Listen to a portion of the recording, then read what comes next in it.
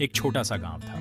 नाम था इसका रामपुर। यह गांव अपनी सादगी और शांति के लिए जाना जाता था। वहां के लोग बहुत सीधे साधे थे।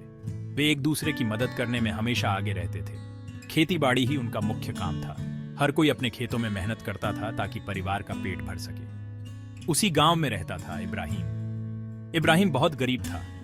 उसके पास ज्यादा संपत्ति नहीं थी। उसके पास एक छोटा सा घर था और थोड़ी सी जमीन। वह अपनी जमीन पर ही खेती करता था। पर इब्राहिम बहुत मेहनती था। वह कभी हार नहीं मानता था और हमेशा अपने काम में जुटा रहता था। वह रोज सुबह जल्दी उठता, खेतों में काम करता। सूरज उगने से पहले ही वह अपने खेतों में पहुंच जाता था। शाम को थका हारा घर लौटता, लेकिन उसके चेहरे पर हमेशा संतोष का भाव होता था। इब्राहिम बहुत ईमानदार भी था। उसकी ईमानदारी की वजह से लोग उस पर बहुत भरोसा करते थे। कभी किसी का ही क्यों नहीं मारा, हमेशा सच बोलता। उसकी बातों में सच्चाई और ईमानदारी झलकती थी, इसलिए लोग उसे बहुत मानते थे।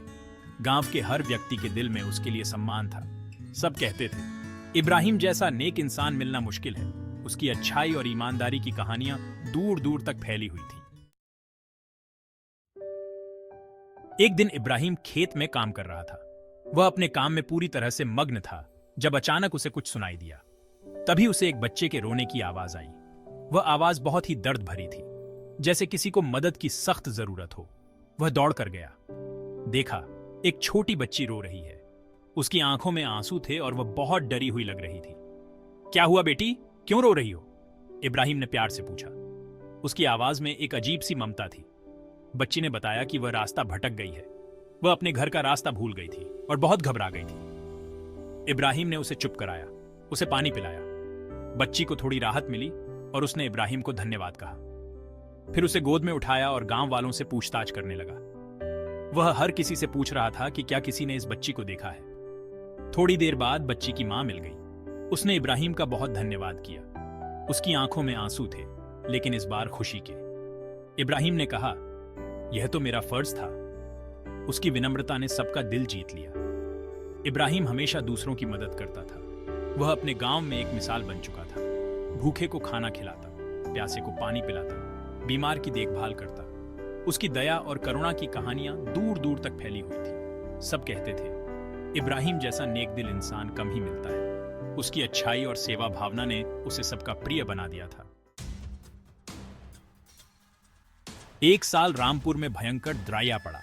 बारिश ही नहीं हुई। खेत सूख गए, फसलें बर्बाद हो गई। विलेज के लोग बहुत परेशान हो गए। उनके पास खाने को अनाज नहीं था, पीने को पानी नहीं था। बच्चे भूख से बिलख रहे थे, जानवर प्यास से तड़प रहे थे। विलेज में हाहाकार मच गया। लोग इधर उधर लौटने लगे।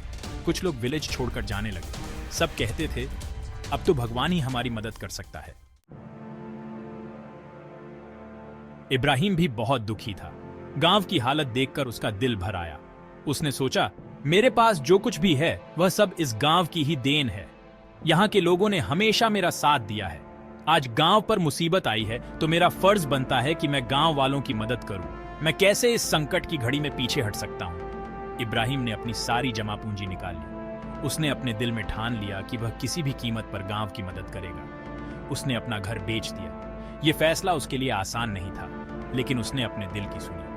अपनी थोड़ी सी जमीन भी बेच दी। उसने सोचा, अगर मेरे इस त्याग से गांव वालों की मदद हो सकती है तो यह सौदा सस्ता है। इस पैसे से उसने अनाज खरीदा, कुआं खुदवाया। उसने सोचा, गांव वालों को भूखा और प्यासा नहीं रहने दूंगा। गांव वालों को मुफ्त में अनाज बांटने लगा। हर किसी के चेहरे पर मुस्कान लाने की कोशिश की। सबको कुएं से पानी पिलाने लगा। उसने देखा कि पानी की कमी से गांव वाले कितने परेशान थे। गांव वालों ने कहा, इब्राहिम, तुम खुद तो गरीब हो, फिर हमारी इतनी मदद कैसे कर रहे हो? उनकी आंखों में कृतज्ञता और आश्चर्य था। इब्राहिम ने कहा, जब तक मेरे पास दम है मैं आपकी मदद करता रहूंगा। यह मेरा कर्तव्य है और मैं इसे निभाऊंगा। इब्राहिम की नोबल दिली देखकर भगवान भी प्रसन्न हुए। एक दिन अचानक बादल छा गए। जोरों की बारिश होने लगी। विलेज वालों ने खुशी से नाच गाना शुरू कर दिया। ड्राई फील्ड्सों में फिर से हरियाली छा गई। फसलें लहलहा उठी। विलेज में फिर से खुशहाली आ गई। सब कहते थे, यह सब इब्राहिम की नोबल दिली का ही नतीजा है। बारिश के बाद इब्राहिम के पास रहने को घर नहीं था। गांव वालों ने मिलकर उसके लिए एक नया घर बनाया। उसे फील्डसी के लिए अच्छी जमीन दी। इब्राहिम पहले से भी ज्यादा खुश था। उसे इस बात की खुशी थी कि उसने मुसीबत के समय अपने गांव वालों की मदद की। ये कहानी हमें सिखाती है कि ट्रूथची ऑनेस्टी और दूसरों की मदद का फल हमेशा अच्छा होता है। नोबली कभी बेकार नहीं जाती। इब्राहिम की नोबल दिली और ऑनेस्टी ने उसे ही नहीं बल्कि पूरे विलेज को खुशहाल बना दिया।